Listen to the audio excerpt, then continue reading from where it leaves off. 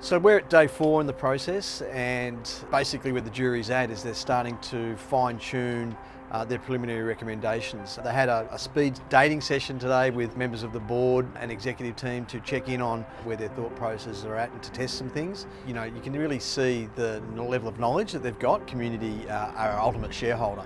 So it's really important that they're part of the discussion about where we're putting our effort, where we're putting our priorities, where we're spending our money. I decided to become a juror because I thought that the process was really interesting. Citizens juries are something that I'd heard about before, but I'd never had the opportunity to participate in one. I've learnt about how innovative and receptive Yarra Valley Water is in terms of these sort of ideas and working with the community. I've been really impressed by their attitude to the process and just to corporate citizenship in general. There's two things that have been really interesting today. From a time perspective, how they're balancing between now and in the future.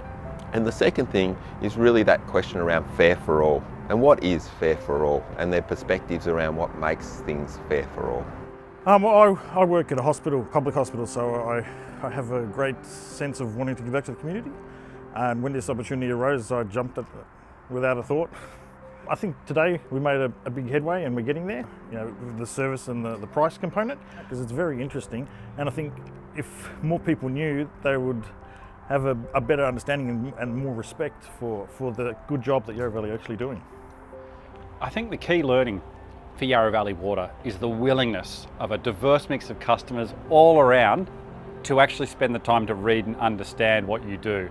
There can be a common perception that people just don't care that much.